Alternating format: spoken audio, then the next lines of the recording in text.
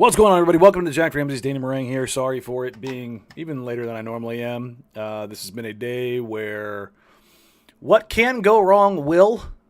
Had the transmission light go on in my car a couple $100 later. That's addressed.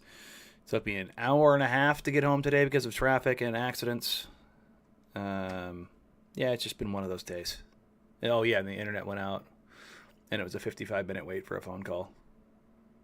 You're not getting this on the podcast, but I'm just staring into the camera, very irritated. So, that's where I'm at. I'm trying not to let that affect me right now.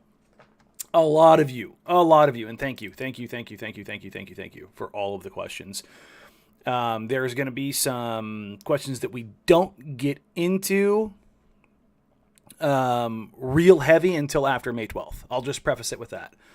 I'll not dance around it. I will lightly touch on some of the stuff. Basically, here's the format for today. We're going to start at 30,000 feet, work our way back down. That's kind of the path here. We'll talk about some of the exit interview stuff, season in general. We'll get into the questions, and then kind of see where that takes us, so to speak. I always have like a loose format for these, but this one's going to be even more loose just because there's so many questions. And for those wondering why I haven't done one in a while, other than the 2 interview and the Donovan interview, well, if you notice the time between those two, the Donovan interview and the 2 interview, it's about a month.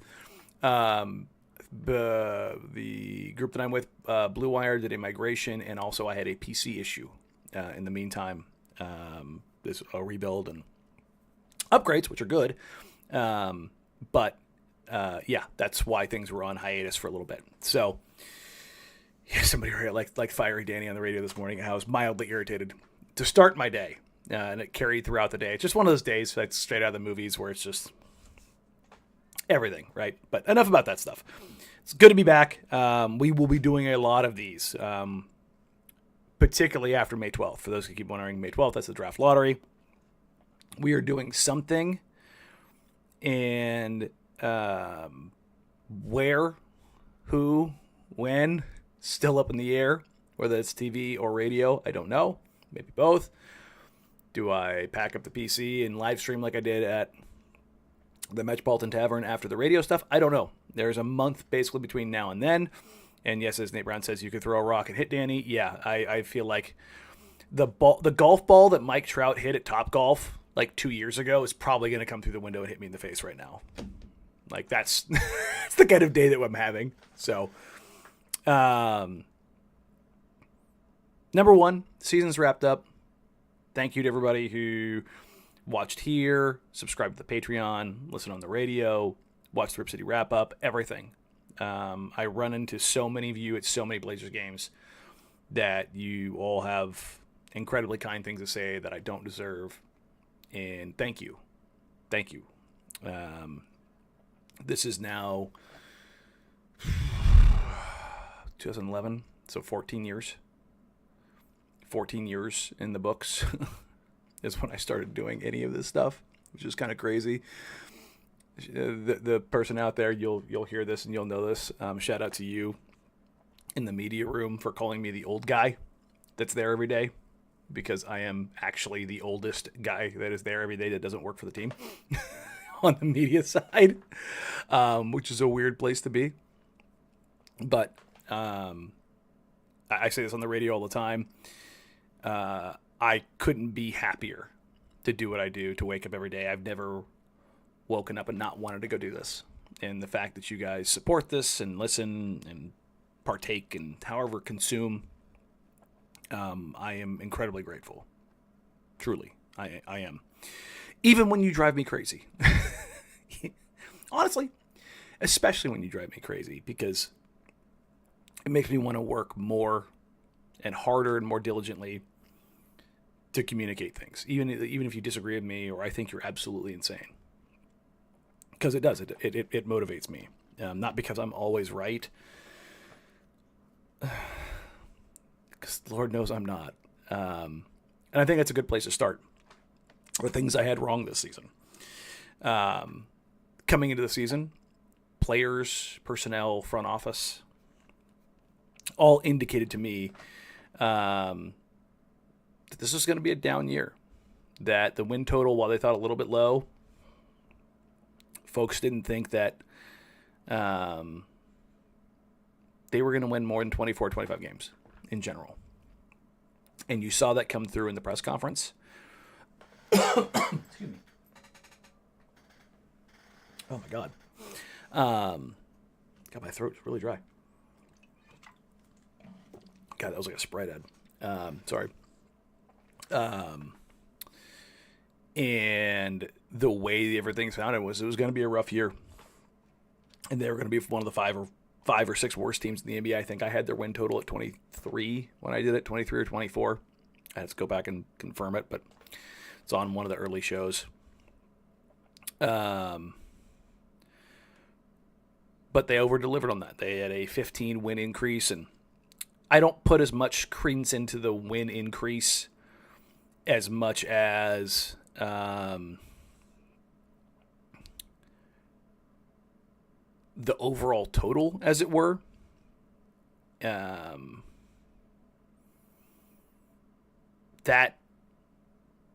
is coming off of a year where, I mean, everything went wrong last year. So many injuries. And sure, it was a quote-unquote tank year, it was a rebuilding year, all those kind of things. But I think a lot of the growth is not measured in wins and losses, but more it's not immeasurable, but it was a lot more intrinsic growth. And it surprised a lot of people, both players and front office. And a recalibration took place. And look, I had it wrong. I mean, up and down, they won, 12, 13 more games than I thought they would.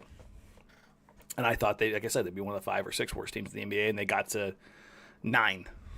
And when you look at kind of where things ended up, my internet went out, so I have to refresh everything here. There we go. Had they won that many games, see 1, 2, 3, 4, 5, they probably would end up 6th, which is kind of where I had them pegged. The problem is the 76ers and Pelicans also threw the wrench into things, right? Because you expected the Nets and the Raptors, who ended up at 30 and 26 wins, kind of push things out and push the Blazers into 9th, or tied at 9th with the Phoenix Suns, which they'll decide here shortly. Well, I shouldn't say shortly, leading into the lottery as far as the additional odds. So for those that are wondering, they'll split the odds down the middle and have a coin toss for the one remaining set of odds before the lottery. And that'll kind of decide that pecking order and where the teams slot in, if a team moves up or if they stay static, and which one's 9, which one's 10.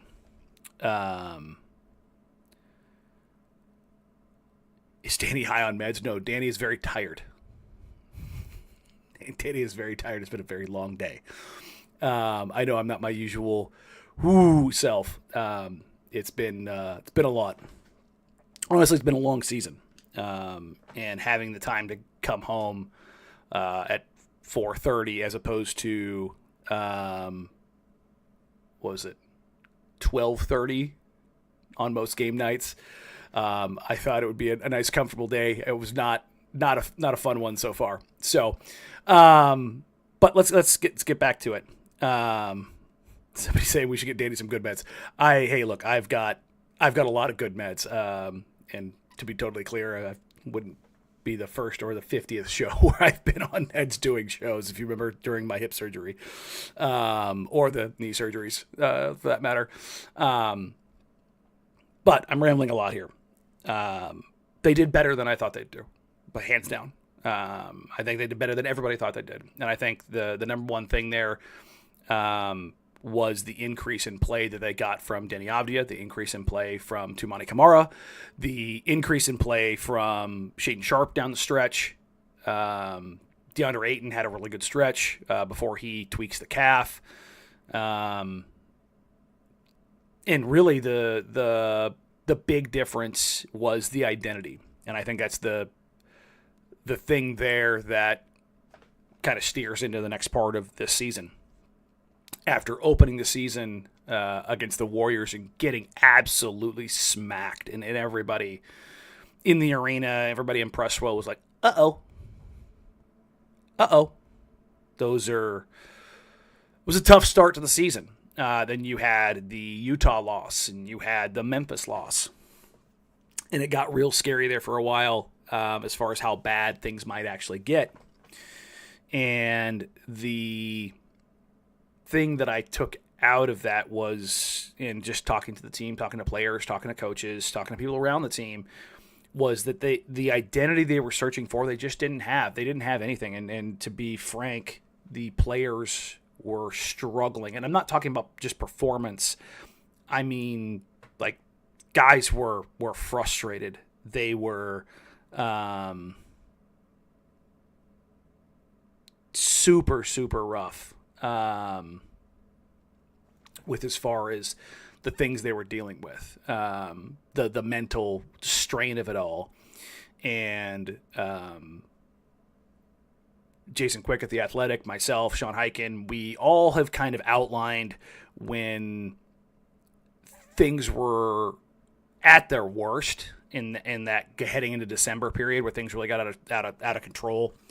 And a couple different, kind of come to Jesus meetings, if you were, for the team, for Scoot Henderson, for Shaedon Sharpe, for the veterans. And that stuff to me has always been more important than just the win-loss stuff when you're talking about development. And I think the single biggest positive thing that you take out of this season is the growth of players, but the identity. The idea for this team since Chauncey Billups got here was always that this team would be, in his words, a team that you don't want to play against. And they did not show that really for the first 3 years. And I know I've been kind of at the front of not in just folks in general, but media, but forward-facing people, not openly advocating for Chauncey, but trying to explain the things that mattered, at least to me, about why he should stay around. I've been very blunt. I don't think he's the best X's and O's coach that exists.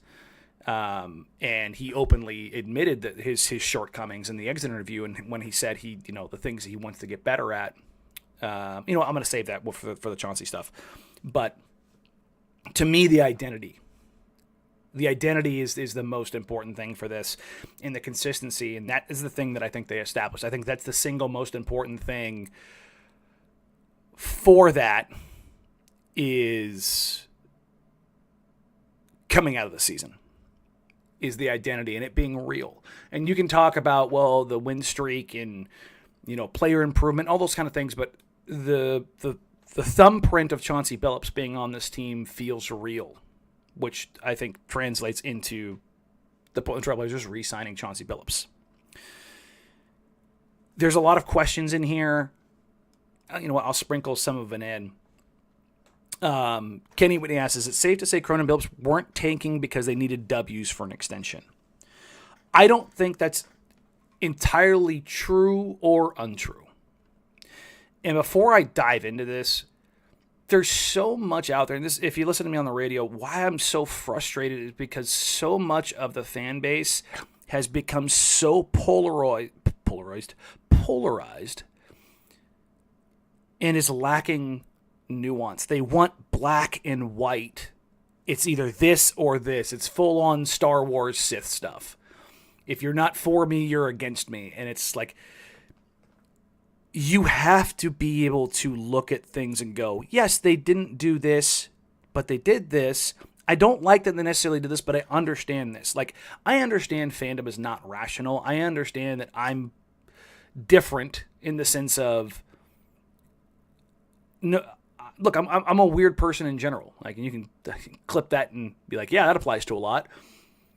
But my ability, not just with fandom, just with life, I can evolve my stance on a lot of things where people look at something and they just won't change. And I'm talking about everything, whether it's faith, politics, business, sports. Like, if I'm presented with enough evidence for something, I will evolve, change, think about something different.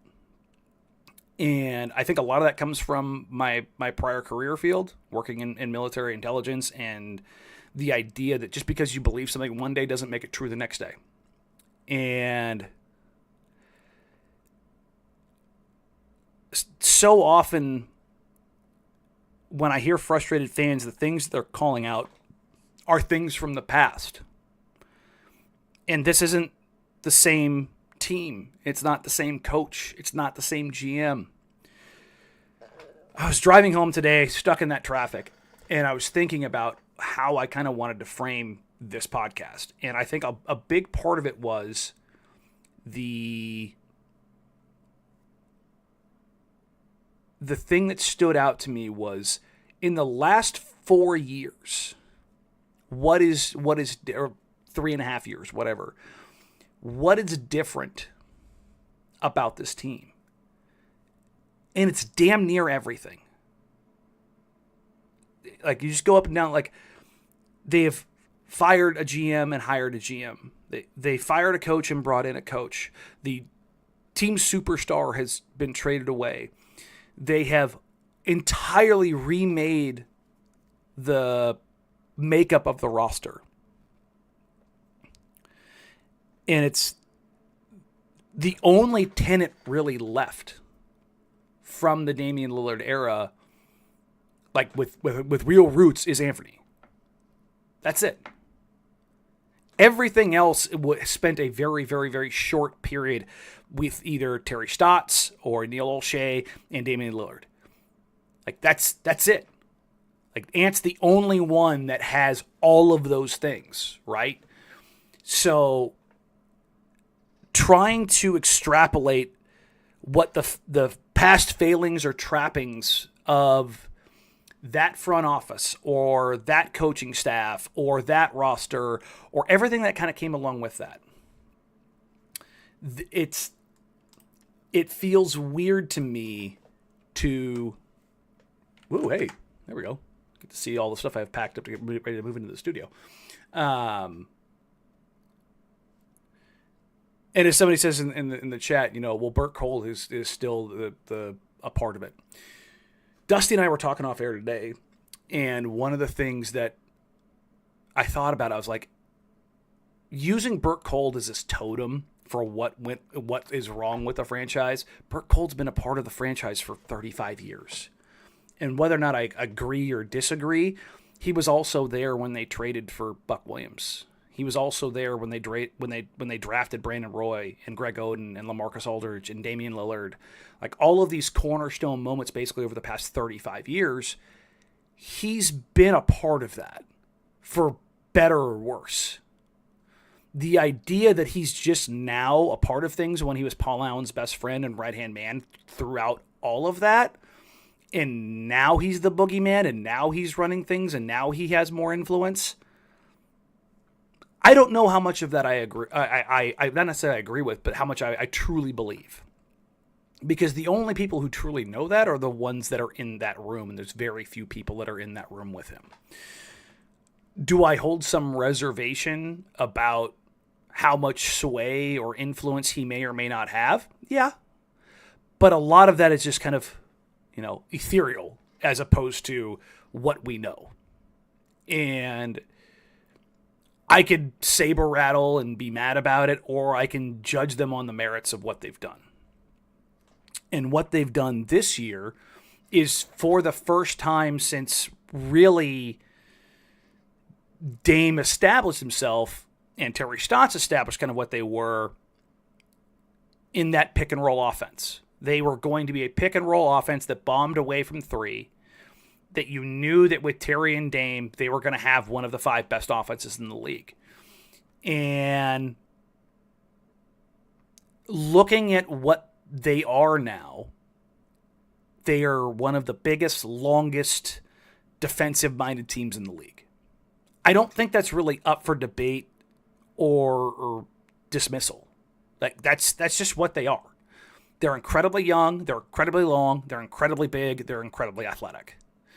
Like those are the tenets that are antithetical to what this team was during the Damian Lillard era, with the exception of the first 2 years, when it was Dame, Wes, Nick, LaMarcus, Robin, CJ, Will. Like that team was a lot bigger, a lot more athletic. Hell, you could even throw Connaughton and Layman in that too. Shout out Pat Connaughton with a 43-point, 11 rebound night on the last day of the NBA season. God, I love Game 82. It's fun. But looking at where they are now, whether you listen to me on here or radio or on TV, or if you listen to Richmond and his podcast, we've all kind of talked about the same things, right? And that is the Trailblazers since January 1st. I'm actually going to pull it back up to make it entirely right, because like I said, my internet crashed here and it's just so dumb. The defense since January 1st. Everybody wants to use the January 19th. I use January 1st, not just because it's easy. It's just, yes, January 19th is when they started winning. January 1st is when you started seeing them put stuff together. And I'd always like to make sure you have the additional, like, this is the lead up and not, hey, here's the spike of this. It also gives you more data. And taking a look at that, oh God, of course it's going to be dumb. There we go. January 1st. Please. There we go. So if you go by defensive rating since January 1st, here are the best teams in the NBA. And for the Portland Trailblazers, this is 50 games. So more than half the season. Oklahoma City Thunder, this is for NBA.com. This is not cleaning the glass. This is NBA.com's. So it doesn't filter out the garbage time stuff. 108.9 for the Thunder. 110 for the Clippers. 110.8 for the Celtics. 111.1 for the Magic. 111.2 for the Pistons. 111.3 for the Blazers. They have a net rating since January 1st of 1.3. If I remember right, I believe it's like a 44 or 45 win projection net rating. So where that puts them in net rating is basically smack dab in the middle of the league. 14th. 1.3. Sandwiched between the Grizzlies and the Knicks. The next group of teams is the Bucks, Rockets, and Lakers, and 3.1 or 3.8 for the Lakers, 3.4 for the Rockets, 3.1 for the Bucks. Okay. And the Thunder at 13.2 because they're disgusting. But when you look at all of the things for Portland, you can see how many areas they have to improve in. Their assist rate is low, while their offensive rebound rate is great. I believe of all of those teams in the top 14, hell, they might actually have one of the worst. Yeah, they're 26th in defensive rebound rate. Their turnover rate is second to last in the NBA. Their effective field goal percentage is 25th. True shooting percentage is, they're 56, so yeah, 24th. So a team with a net rating of plus 1.4 over 50 games, that is really bad on the defensive glass, not a great shooting team, turns the ball over, both shooting-wise, effective and true shooting percentage. There's so many different things, and yet, because their defense was so good, they were able to, over those games, go 500, 25 and 25. For a team that was expected to win 22 games, they won 25 in 50. Again, I don't like pointing to the wins and losses stuff, but I think whenever I've seen a lot of people like, well, it was just those 10 games. It wasn't just those 10 games. Oh, they didn't play anybody. They didn't play anybody? I don't know, man. I think 50 games is a pretty decent sample size. You'd love it to be 82. You'd love for it to be 82. That means in the other 32 games, the Blazers won, 15 games? No, 11 games. Sorry, I can't math right now. I looked at a different number. Sorry, dummy. And I think a big part of that doesn't go to the coaching per se of Chauncey Billups, but it goes to the culture of Chauncey Billups. And I don't know how many of you watched the exit interviews yesterday. What came out of the exit interviews was a bunch of players that highlighted how effective Chauncey Billups was at getting them to buy in and putting them in the right positions, particularly on that side of the floor. And I think ultimately, that is what led to his extension. And I know that is a very long way to get to Kenny's question as far as is it safe to say Cronin and Billups weren't taking because they needed W's for an extension. Personally, at the All-Star break, I preferred them to steer into the skid. I've said that numerous times. Even if I disagree, I understand the reasoning of what they were doing. They captured something and they wanted to see, is it a flash in the pan or is this something that's actually real? Lost in last season was the data collection because of so many injuries and because of so many guys in and out of the lineup, so much inconsistency. They had a lot more consistency with this team and with this lineup or with these lineups and with these opportunities and with the young guys getting those chances, particularly down the stretch January 1st on.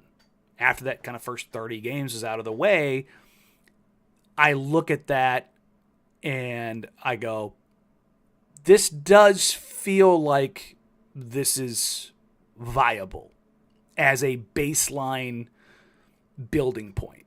Where they go from here, it's still a long ways off. Do I think they needed some W's for an extension? To an extent, yes, because you can talk about theory all you want. But there has to be something in there. That, I think, is something that you have to kind of accept in that. And that is part of the problem with any rebuilding team is coaches, GM, or coaching in front office. And as long as there's uncertainty there in any year, there's going to be that level of pressure. Now, front office and coaching staff has told me that didn't play a factor in that, but I don't think it didn't play a factor in that. If you get what I mean, like it has to at some point, and that's okay. Acknowledging that is okay, but I don't think had they steered into the skid, so to speak, that it would have done them more than maybe got them 7th. Which, I know people are screaming, but it was this much percent. It would improve their number one odds by 4% and their top 4 odds by, was it 11%, 10%, something along those lines, which are not impossible. Like, it's not like it doesn't matter. But one thing I'm always reminded when all the executives come into town for Hoop Summit, whether you're rebuilding a team, you're a competitive team, you're somewhere in between in that process, no organization truly wants to turn over the franchise and be so reliant on lottery odds. And I don't say this to excuse the Trailblazers. But this is a belief really just held across the league. If the Jazz, the Hornets, the Wizards, let's say, because the math says it's more likely than not, let's say those 3 teams all get bumped back. What was this season to them? The Pelicans and 76ers had so many injuries that it's bonus, in the sense of like getting an asset. But they have at least a quote-unquote excuse. The other teams that came into the season knowing full well they were going to be the 3 worst teams in the league, if they don't land number 1, number 2, let's say they all get pushed back. They all go back out of the top 3, which is a possibility. And they finish 4, 5, 6. What is this season to them? That is a lost season. I've seen a lot of people call this for the Blazers a lost season. I don't think you can have growth from that many players and have your identity and culture get set up and have this be a lost season. That's me, though. I like, and then, if you followed me long enough, you know I'm not the most optimistic guy in the world. I mean, give me a bottle 3/4 the way full, and I'll tell you it's a quarter empty. It is what it is. I don't look for the best things often. But being around these guys and seeing the difference in how they go or how they figure things out, there is a radical difference between December and yesterday, knowing full well with where things are. With that said, my dogs are barking because something's being dropped off, I guess. Looking at the organization, extending Joe Cronin, extending Chauncey Billups, everybody frustrated that the Blazers didn't hire Michael Malone or Taylor Jenkins. I mentioned this on the radio, and I know I did it on TV as well, but I have come to believe that there are different coaches for different stages in the NBA. And I'm not saying anything transcendent here, but I think somebody goes, Phil Jackson's available. They should go get him. Let's use that as an example. I don't know if necessarily that's like, I understand the whole you want the best coach kind of situation, but I think the best coach has to do with the best coach for where you are. And I don't know if Chauncey Billups is the best coach for where they are. I think he's on the right path. I think he's improved, but I don't think Michael Malone. Well, I think Michael Malone is a great coach, a literal title-winning head coach. Him, Mike Budenholzer, Frank Vogel, all three unemployed right now. Well, I should say as head coaches. I don't look at any of those guys and go, yeah, they need that guy right now, because I still think they're in the developmental phase. And I think the perfect example of this is seeing the Cleveland Cavaliers and the Detroit Pistons. I don't think Monty Williams ever really wanted that job in Detroit, which made that bad. But I think J.B. Bickerstaff is one of those coaches that's really good at establishing the baseline, establishing a culture. And I think that's what he did in Cleveland. And the reason they needed to make a move was because they are ready to take the next step. And I think Kenny Atkinson is the kind of coach. I think Spoelstra is the kind of coach. I think Mazzulla is the kind of coach. I think even Ime Udoka is the kind of coach. I know he's coaching a young team right now, but he also murders Reed Shepherd and hides him so nobody can ever find him. To me. But I look at that and I go, I think, and I asked Chauncey Billups about this in the press conference, because it's interesting to me. Chauncey Billups has said multiple times throughout the last couple of years, this isn't the team that I signed up for, right? He came here to coach Damian Lillard and veterans, and then it was a transitionary period, and then it was a roster. It was, okay, we'll see where it's at. Now it starts to make a little bit more sense, but there was real buy-in, right? Like that part of it was real for the first time. And I think by retaining, here's my counter argument to my argument. I'll do it that way. If you're talking about going and getting a new coach, do you worry? Is it the right move if we've installed this level of coherence and dedication to defense and buy-in? Would it make sense to move on from him the second you start getting it? And to me, and this is not me changing tunes, if you've heard me for the last 10 years, my belief, one of the biggest things a coach can do is communicate and have buy-in. I thought Terry had that very well for a very long time. I also thought he did the optimization stuff on offense, but wasn't quite as great on the defensive side. Despite that, In the early Damian Lillard years and the early Terry Stotts years, the Blazers had a top 5 defense. Why? Better defensive personnel. The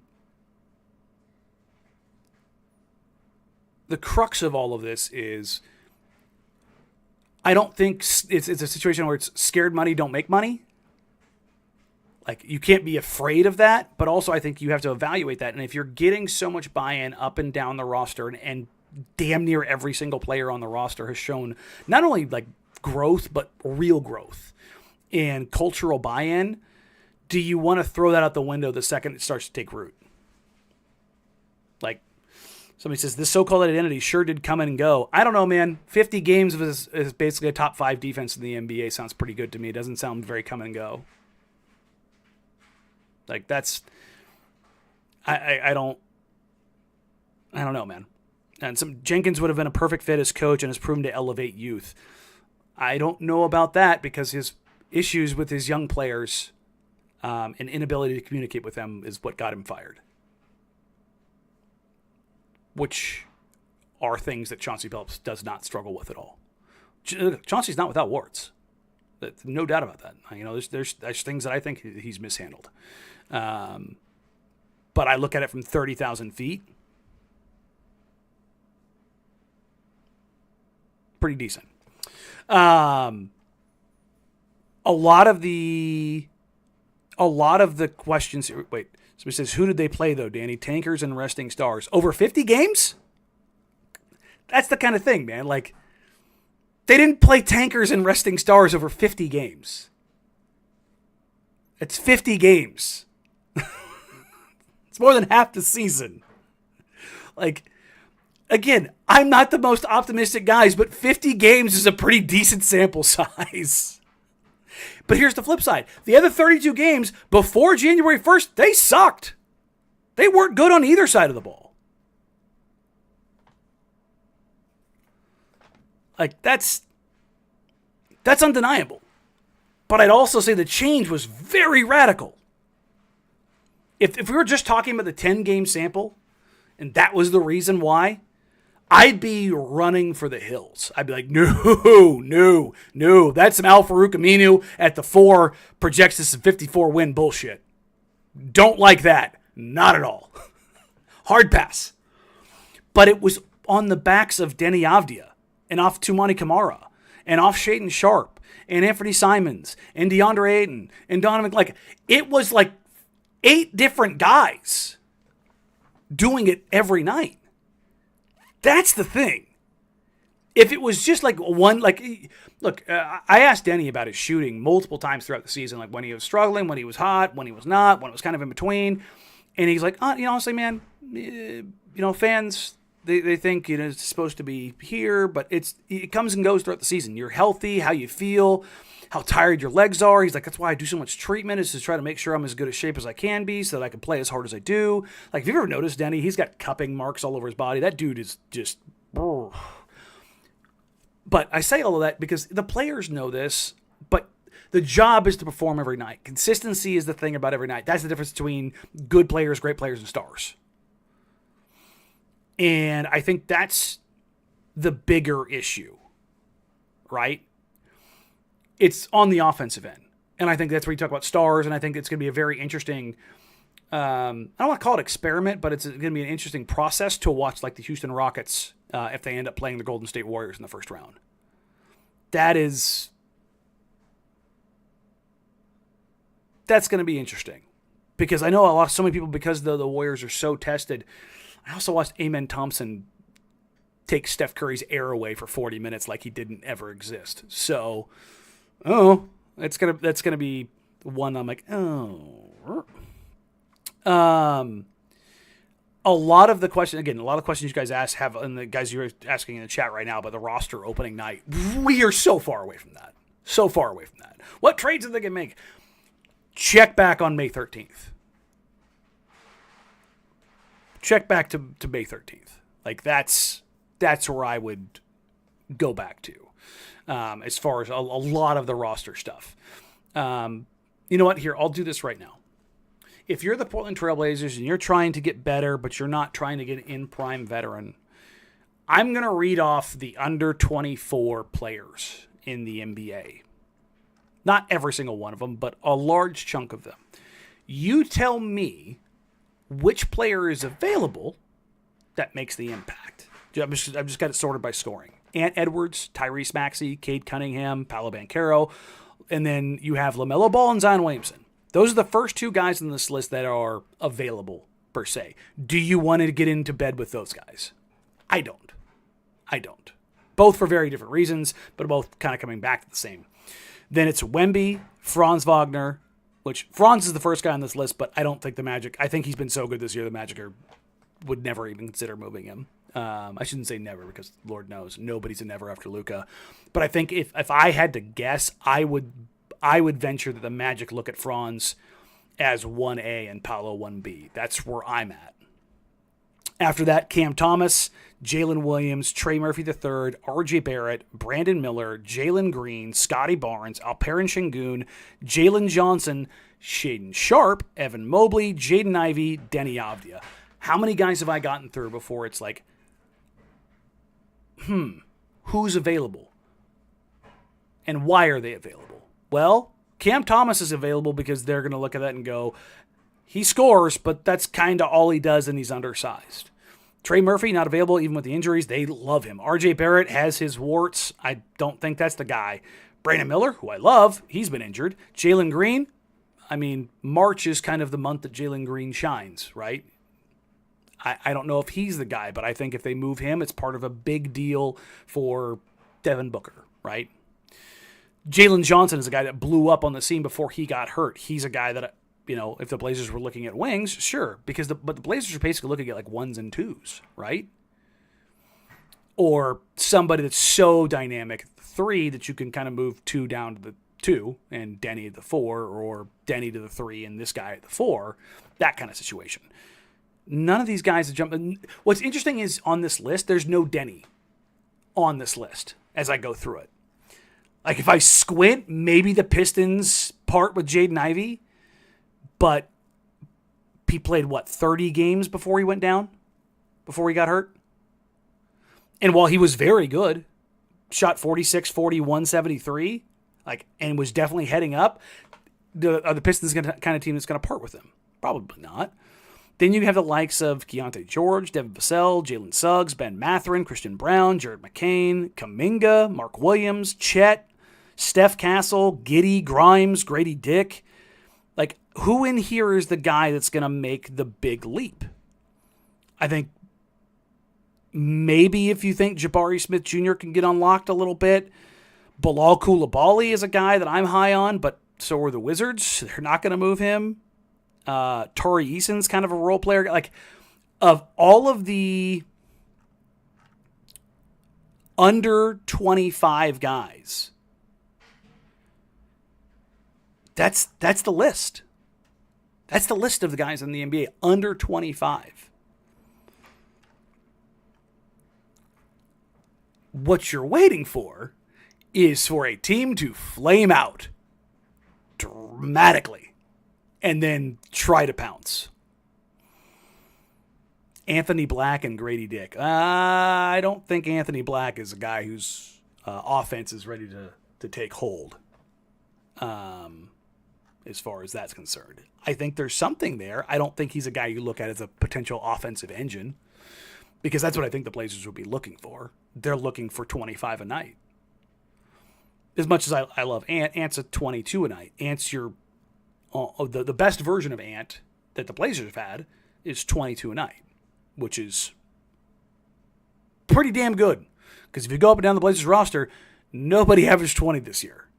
I think 19 and a half. I think Ant led the team with 19 and a half. And it was a down year for him, right? So when I look at that, I go, who's the guy? Who's the offensive engine guy, or the guy that's, to me, and again, I'm not saying he's available. To me, if I thought, maybe it's Jaden Ivey or Franz Wagner, but I think both those guys, if you're talking about Portland, that would make sense for Portland. If you believed in Ivey's shooting, or you believed that Franz could be your 1A offensive guy, LaMelo and Zion, I think, could potentially be that because they're both 25 a game guys, but you've got availability issues with both guys. You've got off-court stuff with both guys, although to varying degrees. And do either of those guys profile as the defensive buy-in is something you have to kind of... So one of the things that Joe Cronin said in his exit interview was that they can look at and see guys out there, both, in the draft and free agency and I shouldn't say both, and across all spectrums, draft, free agency, and trade, and look for guys that make more sense for what they're trying to build. Look, I've had my back and forth with all of the Heat fans and Heat media about Heat culture. I think there's in the players they target. Look, I mean, say what you want about LeBron being corny, a workout monster. Dwayne Wade, Jimmy Butler, just kind of go down the list of what Heat culture was. There's a real buy-in to what they are, right? There's a style. And I think the Blazers, if you look at their best years, they're big, long, strong, super athletic, and defensive-minded. Those Drexler, Porter, Duck, Terry, Buck, those teams ran you into the ground. They were also defensive monsters. The Walton years, their offense was incredible. Defensively, they beat the hell out of you. That little era in the first couple of years of Dame and LaMarcus, their best version of that was Dame, Wes, Nick, LaMarcus, and Robin. They were very good defensively. And so I think and they're big. You look at the best versions of the Blazers. Hell, the late 90s teams. The smallest guy you had out there was Damon Stoudemire, and he was tiny at 5'10". Everybody else is 6'8". You had Bonzi, you had Sheed, you had Scotty, you had Steve Smith. Sabonis is 7'3", 360 pounds. Jermaine O'Neal was a little baby, 7 foot, 250 pounds over there. That team was freaking huge. Played great defensively, too. Detlef Schrempf, they were just, those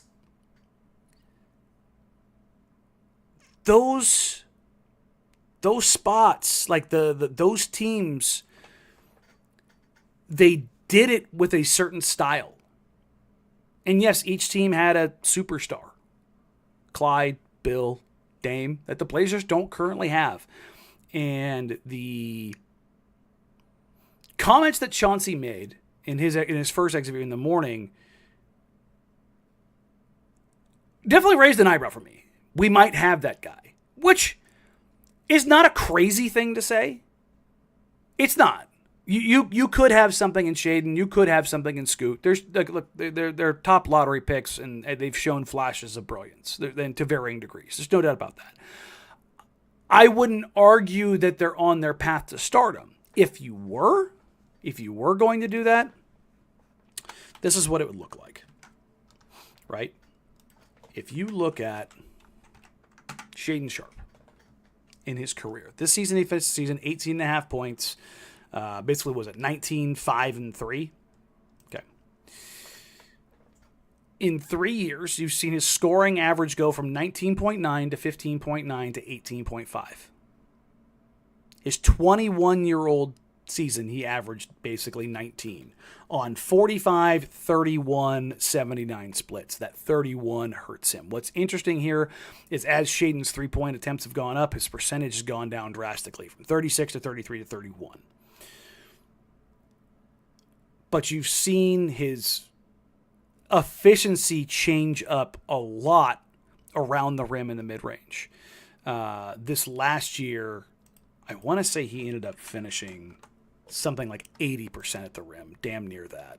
I know he had a little bit of change in there. I pull it up. This will be per cleaning the glass, as it were. Accuracy, of course, it'll kick me out. Who doesn't love the wonders of the internet?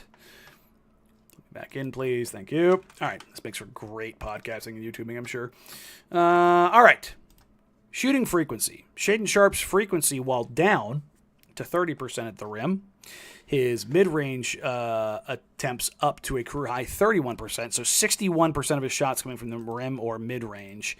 He finished in the 92nd percentile at rim finishing after being in the 69th and 15th in his first 2 years. Now, his second year, I think you can throw a lot of his numbers out because he was playing through the groin/core muscle injury that required surgery. I think that neutered some of his burst, his athleticism, his strength, and or willingness to use it.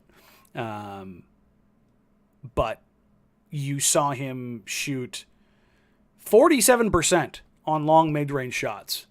That's really good. That's stupidly good. 47% on long middies? It's 80th percentile. So you got a guy who's 92nd percentile at the rim, 80th percentile in mid-range, and 21st percentile at 3. So if you're trying to convince yourself that Shaedon is a star, you know the path. It's taking and making threes. And continuing to drive to the rim and get free throws. His foul drawing, his free throw percentage dropped a little bit this year, but he's roughly at 80%. But his and one rate was in the 74th percentile. So again, there's things you can be like, if you believe in Shaedon Sharpe, I'm not going to get mad at you. Like, there's projection things that you can look at and go, he's not even 22 yet. And okay, you might be able to see that. With a guy like 2 or Denny, you're probably looking at a little bit less growth because of the age curve. That's probably going to be a bit more compressed. A lot of that's look. Don't get me wrong. Players get better as they get older into a certain region, and you can still get better. Wes Matthews is one of those guys I bring up all the time as a guy that added something new to his game over and over and over again. It was creepy. That's not normal. Norm Powell is 31 years old, having a great season for the Clippers. You don't typically see these kind of jump against good teams. Or I should say against good teams, against those age ranges. Why did I say good teams? Good Lord. But they do happen. They do happen. And taking a look at where those guys are, I think there's certainly some room. I mentioned this the other day. I'll say the day, about 2 weeks ago, maybe a week ago on TV on the wrap up. Danny Avdija is actually more efficient in the half court than he is in transition. So if you're looking at Denny and going, how does Denny get better? Well, it's cleaning up some stuff at the rim, being a little bit better on the rim, for sure. He had basically career highs in usage, points per shot attempt, assist rate, assist to usage, also career high in the turnover rate. He took a ton of shots at the rim, his second highest rate. I believe it's his highest rate with real usage from 3. It's his most 3-point attempts by a lot. It was a career high season for him, knocking down threes above the break, as well as in the long midi. He did drop off at the rim a little bit from last year at 70%, this year at 65%. So if you're looking at Denny and going, how can he improve? Just being better in transition alone would be great for him. So to clarify that point, Denny's effective field goal percentage and points per possession are actually higher in the half court than they are in transition, which is kind of nuts, but it also goes to show how good he was in the half court. Okay. So if you're looking at Denny as far as like internal improvement, getting better, there's some very clear things. Cut down turnovers, continue shooting that well, finish at the rim with better efficiency, and be more efficient in transition when those opportunities arise. Which, if you're better in transition at the rim, you're going to be better at the rim in general. It's just kind of one thing begets the other. Shaedon Sharpe, it's getting better and more consistent with the three-point line and becoming a guy that can take over a game, which we've seen in little spurts here or there. It's usually like 2 or 3 games at a time, and that's what young guys do. And again, if you want to talk yourself into stardom, okay. Like, Denny's already surpassed what I thought he was going to be by a lot. Like, I thought at his peak, he was 18 points, 8 rebounds, 5 assists, somewhere right around there. Very tools, like the highest end role player you could possibly have. A guy that could definitely toggle up to a 2 or 3.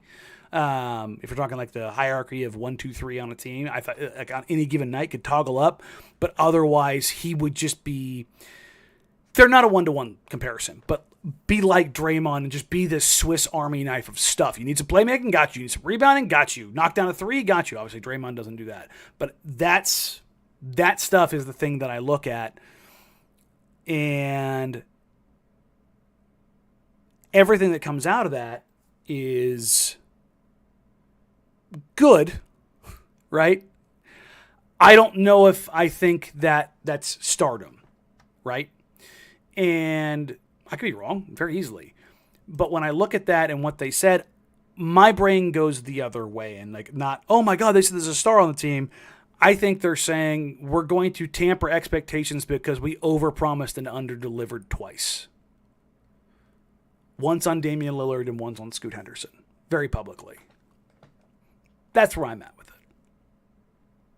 I don't think it's as much that they think they have a star in waiting, which they very possibly could, but I don't think that they're counting on that. I think they're trying to justly tamper expectations because it's a lot better to be predicted to win 21 games and win 36 than to be projected to win 48 games and win 36, sons. So that's kind of where I fall on that. I'm going to get a couple of questions because we're already running up against this. God, this drug on a lot more than I wanted it to because I waxed, not poetic, it was unpoetic for way too long. But my plan is to do shows over the next couple nights to dive into little pockets of things. So we'll keep it going. Anderson KB, what's Denny's realistic peak in your view, and what do you think are Shai's chances of reaching or exceeding Denny's peak? I ask because it seems to be those two are most important players. If Denny's an all-star and Shai's 13 All-NBA, we're a contender. And I think that's the real question. But so I look at peaks for players, and I look at likely outcomes. So if you're going to say that Victor Wembanyama is a 100 and a 100 score, and the likelihood of him reaching his like ceiling is 90%. Like, he's so good, the intangibles are so great, the mentals are so great, the talent is so overwhelming, his physical profile is so overwhelming, and with all that stuff, and you've seen how competitive he is, all those things go together, we're very, very, very, very confident that he's going to reach his like best possible outcome, his 98th, 99th percentile outcome. I think that you would be very confident in that. But those are like the literal definitions of generational talents. LeBron, Wemby, Duncan, like the no doubt, yes sir, first ballot, day one, he's Himothy. Those guys, their window, their floor is so high. It's so high for their likely outcome. Like, if you're saying that the all-NBA first ballot Hall of Famer is like the closest to a likely outcome as possible. But for average good players, I think you're talking about a player reaching like their 80 to 85th percentile, like possible outcome, which is incredibly good. Incredibly good. These guys are so, so good. If you want to say 90th percentile, fine. We'll put it there. I think for most players, it's a coin toss of reaching, if they're a 90th percentile player, of reaching 80% of the 90%. I think it's a coin toss. And so when you're talking about players that particularly you talk about guys that are either older or have a shorter development cycle, like a guy like two, it probably is a little bit less likely. Not only because of their development window, but also because of what the role is. They're being drafted and put in that position. They're successful because the role is probably very narrow and the ask is very small, and they're able to just hit home runs with that stuff and expand their game a little bit. I mean, that's Wes Matthews. That's two. Like, those are the things I think really, really, really matter, right? And I'm more confident in Denny hitting his 90th percentile outcome than I am Shaden's. And that's because there's so much unknown with Shaden, because he just hasn't played basketball. Where Denny was basically identified, I want to say like 14 by the international team in Israel, and kind of brought in that pipeline. It was either 14 or 15. I can never remember which one they told me it was. And it was just a basketball lifer. His dad was a professional basketball player. I'm more confident in the soft skill stuff, but at the same time, Shaden has reached heights over and over again where you go, that'd be pretty nice to have on a pretty regular basis. But because of his lack of experience, it's a double-edged sword, right? It's this whole thing where, he doesn't have experience, but on the flip side, he doesn't have experience. It's kind of eye of the beholder type stuff. So, this is going to turn into like a 4-parter. So what I'm going to do is, everybody that submitted your questions, I'm not going to ignore them. Without Blazers basketball going on, I'm at home at a decent hour. So we'll come back. We'll run it again tomorrow. It will be a questions show. And we will dive into all of the questions that I have in here, because so many of you submitted it. So many, I want to definitely talk about it. We'll be light on the roster building stuff, more on the high level stuff. But that's where we're gonna wrap things up tonight. I know tomorrow's the play-in game. We'll have them both going at the same time. Hopefully, things are taken care of quite quickly. But other than that, thank you all so much. I mentioned it to start the show. I want to mention it again. Thank you all so much. I truly do appreciate you, even when I get mad at you. I know. I'm a jerk. It is what it is. But no, I seriously, I love you guys.